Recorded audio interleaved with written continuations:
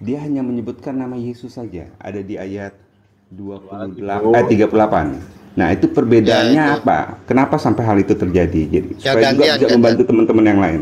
Nanti Pak Fight atau Ibel Agatha bantu jelasin. Iya. Siap-siap, thank you. tentang baptisan ya. Ya, Ya itu sebenarnya gini, di dalam kisah para rasul itu ya bukan berarti para rasul itu hanya membaptis di dalam nama Yesus, tidak seperti itu. Tetap formula yang diajarkan oleh Yesus itu yang mereka gunakan. Nah di situ kan karena di konteks waktu itu kan sudah ada yang namanya baptisan Yohanes Pembaptis. Oke. Nah, makanya di situ kenapa dikatakan dibaptis dalam nama Yesus untuk membedakan gitu loh. Membedakan pola baptisan untuk orang Yahudi yang dilakukan oleh Yohanes Pembaptis dengan baptisan yang diajarkan oleh Yesus. Seperti itu. Itu aja sih, simple jawabannya. ya, artinya pada dasarnya orang-orang Yahudi ini sudah mengenal baptisan dengan Sudah. lah gitu kan. Nah, di Ya. sini adalah penegasan dari Petrus dengan mendengar perintah Tuhan untuk membaptis dalam nama Bapa, Anak, dan Roh Kudus. Nah, siapa ini yang harus disertakan juga namanya, yaitu nama Yesus Kristus. Seperti itu kira-kira, Bro ya. Hmm, sebenarnya enggak gitu juga, Bro. Enggak, Karena artinya gini, menjelaskan dalam baptisan yang dilakukan oleh Yohanes itu memang benar. Tidak ada salah. Cuman pada saat Yesus sudah menyelesaikan apa yang menjadi nubuatannya Allah Bapa, itu baptisnya dengan nama Bapa, Anak, dan Roh Kudus. ya, Seperti itu betul. kan? Nah, Ya, ya. ini ya, kenapa saya pertanyakan ini kan karena suka dibawa oleh teman-teman One Minus itu loh, itu kenapa Petrus menyatakan hanya baptis dalam nama Yesus? Itu kan juga sering menjadi satu perdebatan yang sebetulnya kalau dijelaskan seperti yang Bro Faith Christ ini katakan. Gitu kira-kira. Ya. Lanjut Ya, ya, teman-teman. ya, jadi memang itu menandakan. Jadi supaya jelas berbeda gitu. Baptisan Yohanes Pembaptis dengan baptisan yang diajarkan oleh Yesus kepada murid-murid itu berbeda. Nah, itu aja. Itu. Nah, oke saya nanti yang mau gini teman-teman, kalau saya berpikir pandangan dari si Yohanes ini ya, terus terang ya, kalau dia hanya memakai satu pribadi yaitu Yesus, ya kan, Yesus ini yang memegang peranan berganti-ganti sebagai Bapa, sebagai Anak, sebagai Roh Kudus, berarti ya dia sedang menghujat Alkitab, dia sedang menghujat firman Tuhan, itu loh. Karena Yesus sendiri pun tadi seperti yang teman-teman sudah buka dalam Alkitab, yang membedakan pribadi-pribadi itu, gitu. Tidak ada Yesus bicara tentang hanya satu pribadi dirinya yang mengambil peran sebagai Bapa, kadang-kadang sebagai Bapa, sebagai Anak, sebagai Roh Kudus. Tidak ada seperti itu, gitu loh. Kalau dibaca dalam Alkitab, terlebih dalam Perjanjian Baru, itu jelas loh. Yesus sendiri mengatakan gitu loh. Siapa itu pribadi Bapa, siapa itu pribadi Roh Kudus. Bahkan dirinya sendiri pun. Tadi kan di dalam apa yang dibuka oleh Pak Justin tadi. Yang jelas itu loh. Di situ ada dua pribadi. Pribadi Yesus dan pribadi Bapa, gitu loh. Tidak bisa dicampur adukan jadi hanya satu pribadi. Gitu. Tidak bisa itu. Itu bukan ajaran Alkitab. Saya tegaskan itu bukan ajaran Alkitab. Kalau hanya memunculkan satu pribadi yaitu Yesus, itu bukan ajaran Alkitab. Gitu loh. Itu Alkitab mengajarkan kepada kita ada tiga pribadi yang berbeda tapi tidak bisa dipisahkan dalam hakikat Allah. Itu artinya Tritunggal itu. Seperti itu.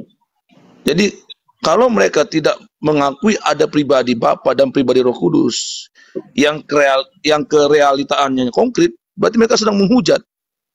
Gitu. Menghujat Allah. Gitu. Karena tidak ada diajarkan di dalam Alkitab seperti itu. Itulah kekonyolan mereka itu, gitu. Ya kan? Tidak bisa mereka membaca secara konteks Alkitab itu, gitu. Baik ayat per ayat, perikop per perikop, seperti itu. Itu tambahan dari saya. Ya kan?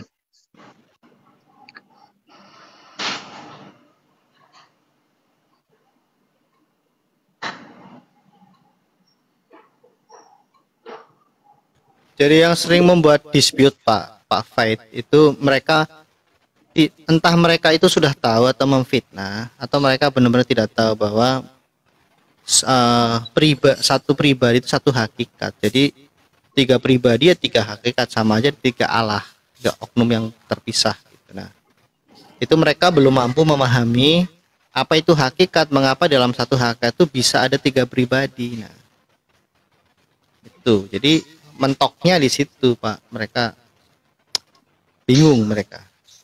Iya, itu jelas-jelas loh. Di Alkitab itu jelas loh. Ada pribadi Bapa, ada pribadi Yesus sang anak itu, ada pribadi Roh Kudus, jelas gitu. Yesus aja ngomong gitu loh. Kok kita meniadakan apa yang dikatakan oleh Yesus? Kan konyol gitu. Konyol, kalau saya katakan konyol itu. Gitu. Alkitab sendiri menuliskan gitu loh. Siapa itu Yesus itu? Dia adalah gambar Allah, gambar Bapa yang tidak kelihatan. Yang memang Bapa tidak terlihat. Siapa yang bisa melihat Bapa? Hanya anak yang bisa melihat Bapa. Hanya Yesus yang melihat Bapa. Kenapa? Karena mereka satu hakikat. Itu maknanya. Gitu loh. Yang namanya Bapa itu tidak pernah terlihat. Sama kayak Roh Kudus. Bagaimana kita bisa melihat Roh Kudus? Ada yang bisa melihat Roh Kudus? Kan begitu. Tidak ada yang bisa melihat Roh Kudus gitu. Tapi kita bisa merasakan Roh Kudus itu ada, real, konkret gitu loh. Makanya dikatakan roh kebenaran, roh penghibur. Ya kan gitu. Jelas gitu loh. Kok kita mau meniadakan pribadi Bapa dan pribadi Roh Kudus? Hanya satu pribadi. Kan gitu. Itu aja dari saya.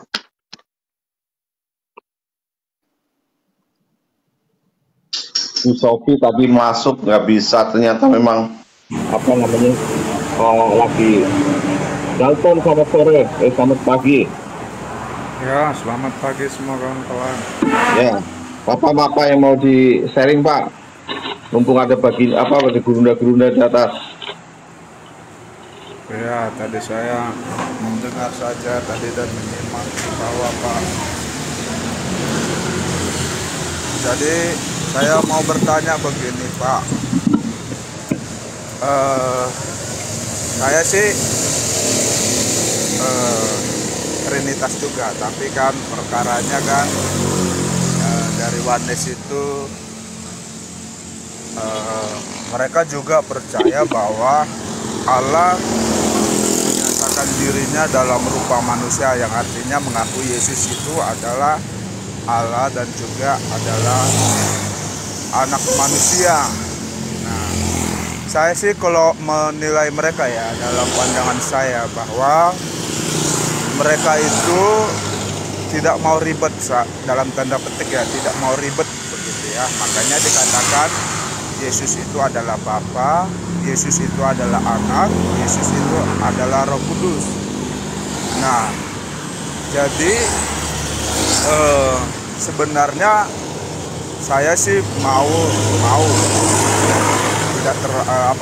tidak perlu untuk membedakan, tapi untuk mengajari supaya mereka lebih mengenal lagi Allah yang Esa itu bukan satu seperti sekelompok manusia, yang dimana Bapa itu memiliki firman dan Roh, yang ketiga itu memiliki hipotansi ya, tiga pribadi yang dapat dibedakan begitu, tapi satu ya dalam hakikatnya, yaitu Allah itu sendiri. Nah, jadi kalau kita melihat ada poinnya juga dari mereka, bahwa mereka mengakui Yesus itu sebagai Allah, dan juga Yesus itu juga adalah anak manusia. Yang mereka yang kita lihat ya tidak mau ribet ya, mereka langsung satukan ya, Yesus itu Bapa, Yesus itu anak, Yesus itu Roh Kudus ya. Kalau dalam pandangan kita juga, di mana Bapa berada, anak juga berada di situ, dan Roh Kudus juga berada di situ. Nah, jadi pandangan mereka kan hanya mau berfokus satu hal perkara itu, tidak mau lebih dalam lagi mengenal sebagaimana Allah itu menyatakan karyanya di dalam tiga pribadi itu. Di sanalah Bapa dan Anak dan Roh Kudus menyatakan dirinya itu ada begitu, nyata, konkret. Ketiganya itu memang nyata-nyata ada, bukan Bapa itu adalah Anak dan Anak itu adalah Roh Kudus satu, bukan seperti itu. Tapi kalau saya menilai dan melihat, mereka juga menyadari bahwa Bapa dan Anak dan Roh Kudus itu tiga juga begitu. Ya, tapi cuman mau disatukan, yaitu di dalam diri Yesus Kristus itu. Nah, kalau kita melihat ya dari mereka juga percaya dengan karunia-karunia Roh Kudus dan percaya juga bahwa Yesus itu anak Allah yang dikaruniakan Bapa begitu. Nah, banyak hal. Jadi kalau saya sih maunya kita sebagai yang mengenal Allah Tritunggal, ya, di dalam nama Bapa, Putra, dan Roh Kudus, memberikan ya, atau menyadarkan dalam tanda petik, memberikan keluasan ya, ilmu, saya katakannya, karena ilmu sebagaimana Allah, atau bukan pandangan 1, 2, 3 Allah kita kan, tapi sebagaimana Allah Tritunggal itu ya. Jadi saya sih tidak perlu untuk kita katakan bidat, kita katakan sesat begitu ya, karena kan mereka juga apa namanya ya, karena kan belajar juga begitu. Oke, kira-kira begitu yang bisa saya bagi. Terima kasih. Silakan ditanggapi Pak Justin. Saya dulu ya. Jadi gini. Jadi kalau kita tidak bisa lembut lagi, Pak, sama pengajar-pengajar seperti itu, Pak. Itu loh. Jadi kalau kita bicara tentang kasih, itu kita tidak hanya bicara tentang kelembutan, Pak. Ya, kita juga bicara tentang ketegasan. Sama seperti Yesus kan itu. Ketika dia melihat ada penukar-penukar uang berjualan di pelataran Bait Allah, apa yang dilakukan Yesus? Apa Yesus lemah lembut gitu? Maafkan, maaf ya, iya aku terima, ya udah apa-apa. Jualan di pelataran tidak apa-apa. Tidak, Pak. Gitu loh. Ketika Yesus berhadapan dengan ahli Taurat, dia bilang, kamu ular beludak. Gitu loh. Yesus jelas udah ngomong, kamu ular beludak. Gitu. Jadi untuk pengajar-pengajar seperti itu kita harus tegas, Pak. Gitu. Tapi kita tidak benci orangnya. Kalau saya pribadi, saya tidak benci orangnya. Gitu. Saya harus mengatakan pemikiran kalian sesat. Gitu. Pemahaman kalian sesat. Kenapa rupanya? Kan gitu. Ya kita katakan sesat itu kan bukan orangnya, Pak. Gitu. Pemahamannya memang harus kita katakan sesat. Gitu. Bahkan sebelum kita ada pun di gereja mula-mula pun sudah ada seperti itu, Pak. Mereka dengan tegas, oh bidat. Paulus juga ngomong kok, bidat gitu loh. Bidat itu kalau 1 kali 2 kali sudah kau peringati, ya jauhi gitu. Jelas gitu loh. Jadi kita tidak bisa berbicara tentang kalau mereka sudah 1 kali 2 kali kita nasihati, ya tetap juga seperti itu, ya harus tegas, Pak. Begitu loh. Nah, jadi kalau kita pakai alur pikiran oneness, ya, bahwa semua itu hanya ada satu pribadi inilah yang berganti menjadi Bapa, menjadi Roh Kudus, itu juga secara tidak langsung mereka juga mau meniadakan kemanusiaan sejati Yesus, gitu. Karena Yesus itu kan punya 2 natur, ya, gitu. Natur ilahi dan natur manusia sejati. Nah, kalau mereka menganggap hanya ada satu pribadi, ya berarti kan mereka kan meniadakan kemanusiaan yang sejati dari Yesus, gitu. Karena kalau Yesus itu adalah Bapa, masa Bapa bisa mati? Itu aja logikanya. Kalau Yesus itu adalah Roh Kudus, masa Roh Kudus bisa mati? Kok Bapa dan Roh Kudus bisa disalibkan? Kan begitu. Kok Bapa dan Roh Kudus bisa dikuburkan? Ya gitu. Kok Bapa dan Roh Kudus itu tangannya bisa bolong? Itu aja gitu loh. Bahkan ketika Yesus menampakkan diri kepada Thomas, dia kan sudah mengenakan tubuh kemuliaan, masih bolong tangannya. Masih bolong tangannya gitu. Masa Bapa bolong tangannya? pikiran kita? Gitu. Di mana akal sehat kita gitu? Karena ketika Yesus menampakkan diri kepada Thomas, Yesus ngomong, cucukkan tanganmu ke tanganku yang bekas paku ini, ke lambungku yang ditusuk itu. Artinya dalam tubuh kemuliaan itu ada bekas paku itu. Masa tubuh Bapak bolong? Tangan Bapak bolong? Itu loh. Di mana akal sehat mereka? Kalau mengatakan Yesus itu adalah Bapa. Kayak gitu. Nah, sedangkan kita Tritunggal, ya memang kita mengatakan Yesus itu ya, manusia sejati. Gitu loh. Dia punya dua natur ilahi dan natur manusia sejati. Dia bisa makan, bisa menangis. Tapi dia bukan diciptakan. Begitu.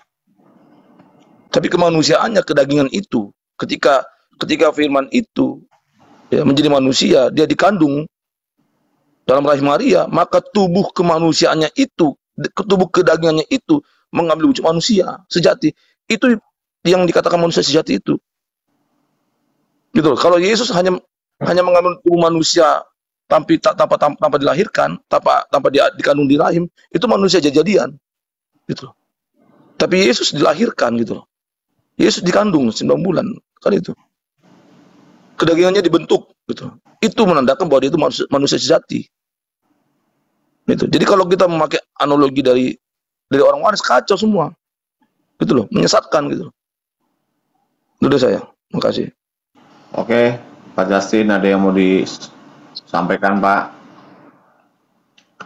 Pak Justin, ada yang mau sampaikan, Pak Justin? Monitor, tes monitor. Gak usah framing, Sam. Kamu tuh sudah sumbu pendek. Kamu kena sedikit langsung ini ya. Ya, gini loh, aku mau nambahin dikit ya. Maksudnya apa? Kalau sudah sarkas nanti apa? Yang ada rungkat, ya enggak? Itu dia. Ya, aku mau nambahin dikit ya. Saya takut kalau ada Samuel, karena Samuel sekarang bukan Samuel yang dulu. Kalau Samuel yang dulu tuh orang yang tenang dalam berdiskusi, sekarang enggak. Samuel sekarang diskusinya sarkas, sumbu pendek. Lanjut, Bro Juni.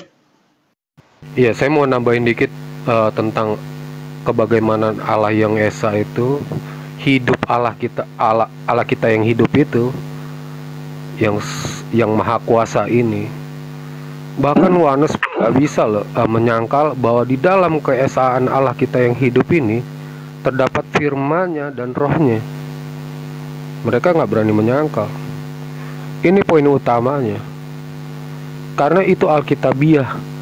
Kalau mereka nggak percaya bahwa Allah kita punya firman dan roh, sudah jelas berarti kan mereka itu bukan Alkitab dasarnya, tapi pemahaman sendiri. Karena apa yang Tritunggal sampaikan itu Alkitabiah semua, ada datanya semua. Itu aja sih.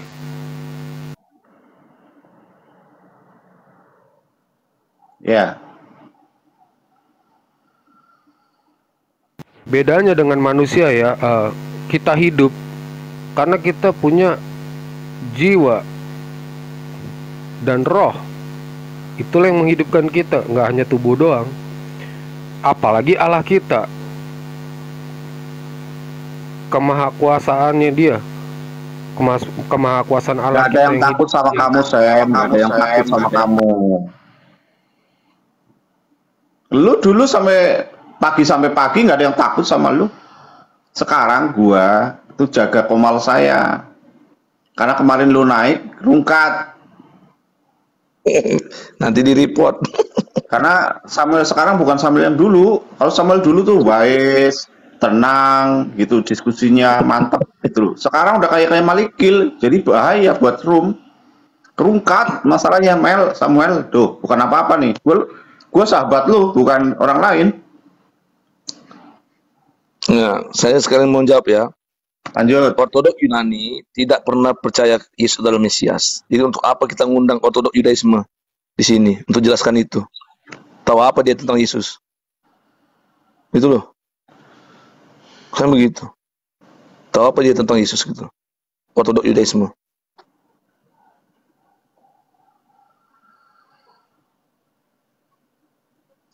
Oke, silakan Pak. Lanjut. Ya, aku lagi undang Sofiatul mau pengajaran tapi sinyalnya lagi jelek. Masih di gunung, masih di perbukitan Kanada kan saya. Di pelayanan beliau. Ini lebih aneh lagi. Allah Bapak itu kedudukan, bro. Aduh. Masa Allah Bapak itu kedudukan? Nah, ini kan kacau nih.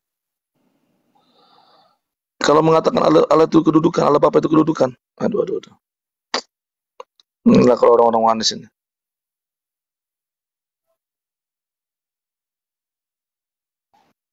Kok penyembah doktrin sih? Udahlah, jangan gitu-gitu. Hostnya dia host bijaksana. Ya, tepatnya bukan menyembah doktrin, tapi kita menjelaskan secara alkitabiah. Anda juga berdoktrin, menyembah doktrin. Nyatanya Anda juga tidak ini kan, tidak mau mengerti pengajaran yang lain, tak? Hanya doktrinmu kan sama. Nggak usah standar janda, standar perawan aja. Ya, standar yang original aja, jangan standar janda. Berlaku buat orang lain, tidak berlaku buat kamu. Itu namanya standar janda, bukan standar perawan.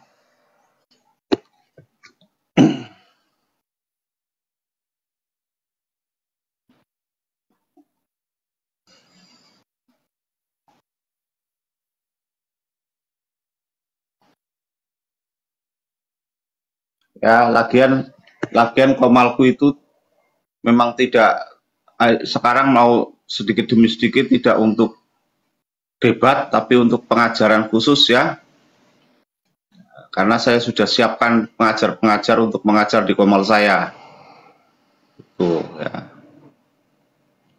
Kalau debat sama saja saya juga memberikan karpet merah untuk orang lain mengajar di komal saya. Ya, jangan dulu lah. Mau dikatain takut terserah ya. Yang penting goal dari komal saya itu mengajar apa? Tritunggal, kebenaran firman Tuhan, dah itu aja. Serah mau Anda mau framing apa terserah. Toh dengan Anda bicara seperti itu, follower saya nggak akan lari kok. Ya, penonton saya juga nggak akan lari kok. Itu Samuel udah ngemes kamu, ya nggak? Pak Wawan, itu udah Ya. ngemes sempat naik dia tuh.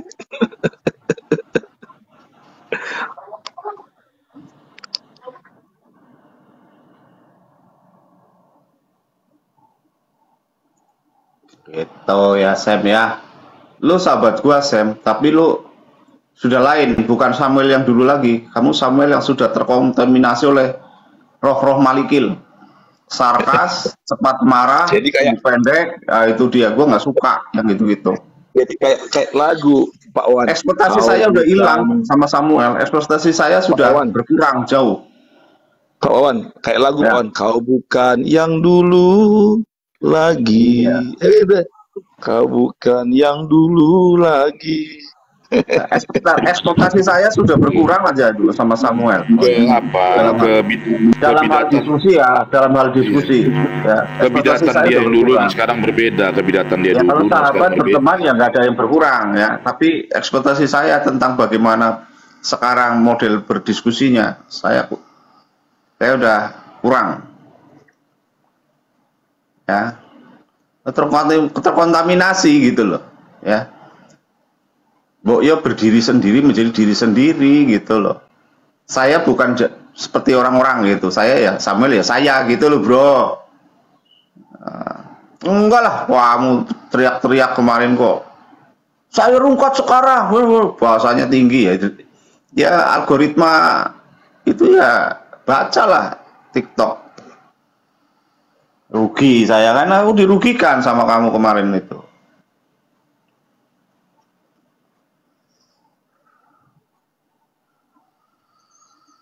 Saya menaikkan dengan ketulusan ya karena sahabat, tapi akhirnya rungkur jadi rungkat, teripot, ya itu saya rugi Samuel.